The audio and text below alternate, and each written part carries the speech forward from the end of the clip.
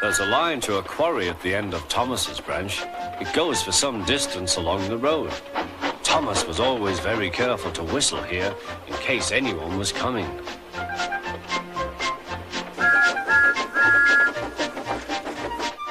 Early one morning, a large policeman was sitting close to the line.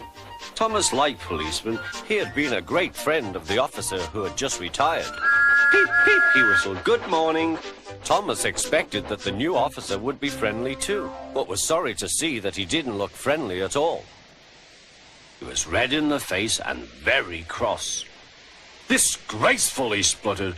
"I didn't sleep a wink last night. It was so quiet, and now engines come whistling suddenly behind me." "I'm sorry, sir," said Thomas. "I only said good morning." The policeman pointed to Thomas. "Where's your cowcatcher?" he asked. "But I don't catch cows, sir." "Don't be funny," snapped the policeman. He looked at Thomas's wheels. No side plates either, and he wrote in his notebook, "Engines going on public roads must have their wheels covered and a cowcatcher in front to protect people and animals from being dragged under the wheels if they stray onto the line. You haven't, so you are dangerous." "That's nonsense, officer. We've been along here hundreds of times and never had an accident." "That makes it worse," the policeman answered. He wrote "regular lawbreaker" in his book.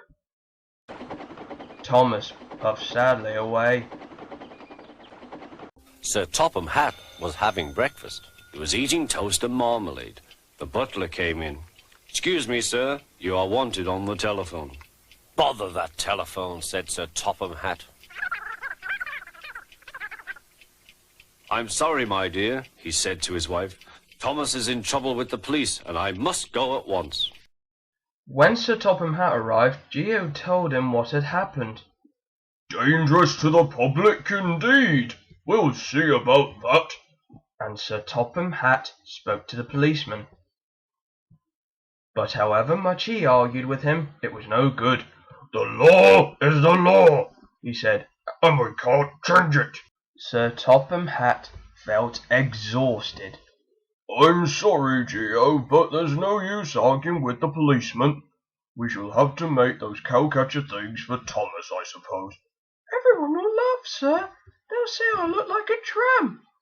Geo and Sir Topham Hatt stared. Then they laughed. "Well done, Thomas. Why didn't we think of it before? We want a tram engine."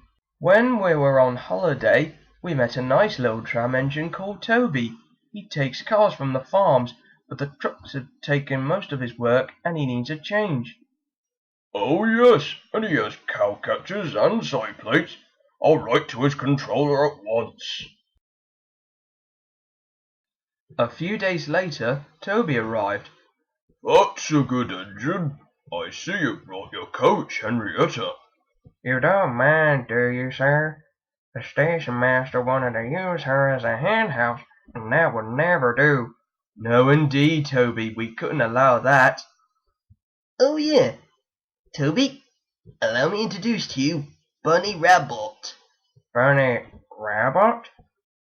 Bunnie explained about herself. "Oh, I see." "Right then, Toby, are you ready to get to work?" "Why, yes indeed, sir. Let's go, Henrietta." "Oh, and take Bunnie Rabbot with you." "Okay then, sir. Come on, Bunnie." "Coming with you, sugar." Toby and Bunnie made the silly cars behave even better than Thomas, Geo and Sonic did.